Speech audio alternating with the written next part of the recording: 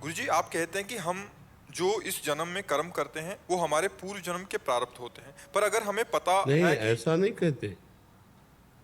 आपने कहाँ सुना ऐसा कहा कि जो इस जन्म में जो हम कर्म कर्म करते हैं वो हमारे पूर्व जन्म में होते हैं, ऐसा कैसे कहा? मतलब जो हमें भोगना पड़ता है। हाँ, कर्म फल पूर्व जन्म के प्रारब्ध भोगने। होते हैं, हाँ, वो हमें काटना पड़ता है। हाँ, वो भोगने।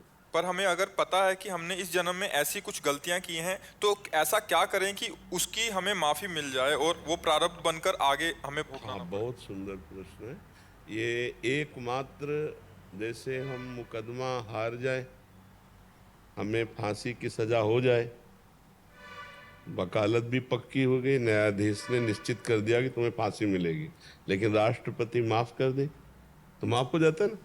राष्ट्रपति से हम प्रार्थना करें और वो हमारे क्षमा प्रार्थना में हमें माफ कर दे, तो जज और वकील का जो भी फाइनल था वो सब धरा का धरा रह जाएगा।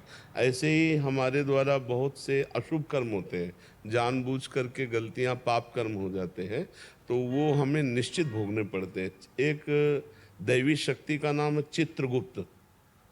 वो हर समय हमारे मन में ही बैठे रहते हैं और हमारे मन रूपी चिप में चित्र सहित उसको अंकित करते रहते हैं।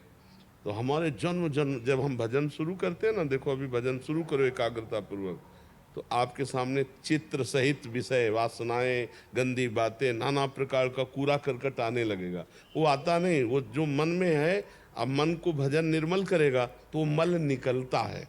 तो जब हमारे द्वारा अपराध बन जाए और हम ये स्वीकार कर लें कि हमारे द्वारा गलती हो गई है, तो एकमात्र उपाय है अखिल ब्रह्मांडों के अधिपति भगवान श्री हरि, श्री कृष्ण, वो श्री राम, जो नाम लो वो भगवान की शरण में हो जाए तो भगवान कहते हैं अहम त्वाम सर्वपापेभ्यो मोक्षयिष्यामि मा शुचा।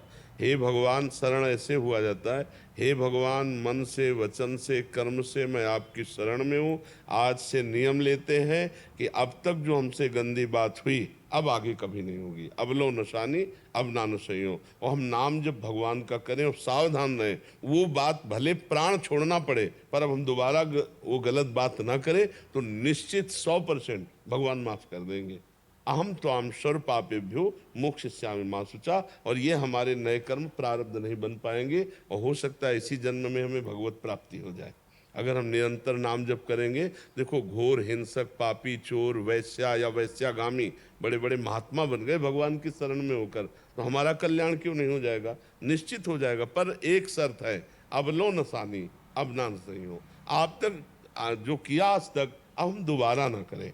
कर्म का फल तो अवश्य में भोक्तव्यम, पीछे का हम भोग लेते हैं और आगे का हम आग लगा देते हैं। भगवान की शरण में होकर ज्ञानाग्नि के द्वारा या प्रेमाग्नि के द्वारा सारे कर्म भस्म हो जाते हैं, संचित भी, क्रियमाण भी, और प्रारब्ध भोगने की सामर्थ्य आ जाती है। तो हमारे जो कर्म है वो तभी भस्म होंगे जब हम भगवान की उत्तम भक्ति करेंगे। ऐसे साधारण 2-4 माला से भस्म होने वाले नहीं, ये भी समझ लो।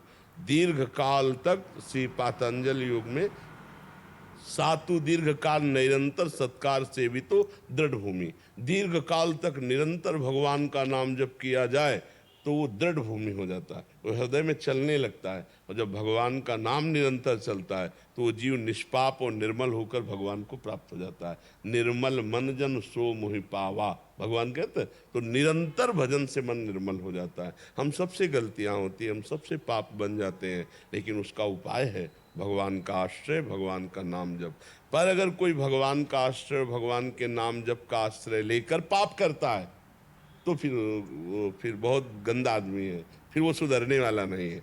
जब वो जहाँ सुधरना, मान लो हमसे गलती हो गई तो हम गंगा नहाने जा रहे हैं और गंगा में हम पाप करें तो अब फिर उसका कहाँ कहाँ धुलेगा?